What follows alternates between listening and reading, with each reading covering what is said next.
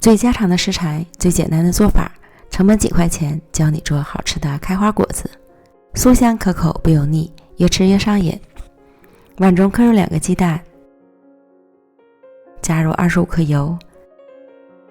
，30克白糖，充分搅拌均匀，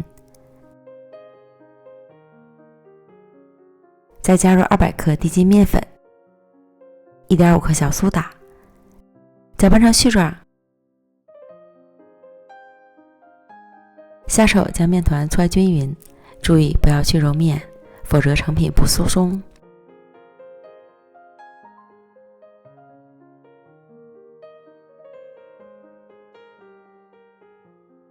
移到案板上搓成长条，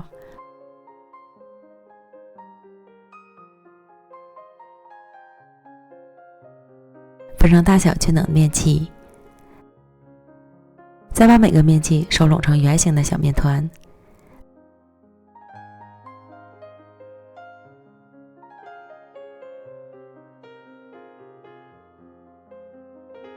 再依次沾上水和芝麻，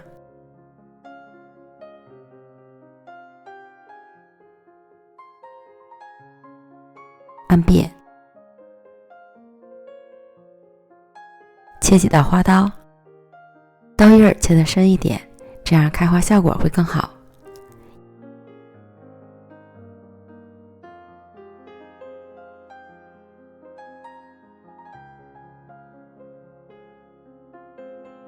油温烧至5成热，下入生坯，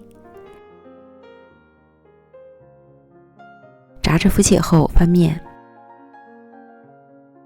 逐渐炸至上色后就要勤翻动，使其上色均匀，直到炸成金黄色即可控油捞出。